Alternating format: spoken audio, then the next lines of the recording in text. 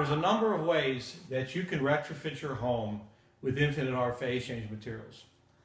Probably the best way to do so is to re-roof your home with a Infinite R roof, such as the metal standing seam roof developed by the Department of Energy, or one of our other variants you can find on our website, like a flat roof with phase change embedded in it, or even some of the shingle type roofs with phase change embedded.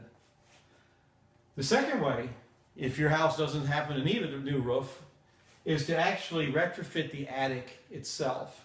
Now there's a number of ways to do that. One way you can do this is just simply take phase change material and lay it on top of the joists in your attic. So for example, this is your attic joist. We would lay the Infinite R phase change material on top of this. And what I like to do as a secondary measure is take some of this metallic bubble wrap that you find at Home Depot and Lowe's. It's very inexpensive. It's usually about 20 cents a square foot. And lay this over top of this.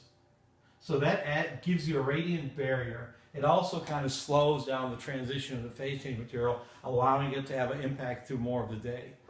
This assembly right here is just tremendous assembly. It almost completely reduces heat flux in and out of your house from your attic space.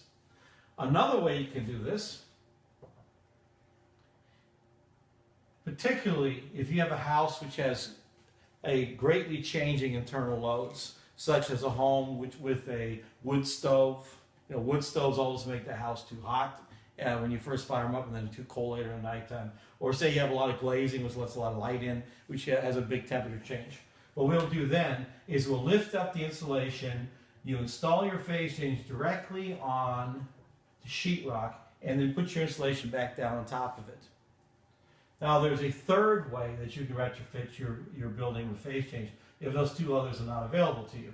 You can just take the phase change material and just attach it to the bottom of your rafters.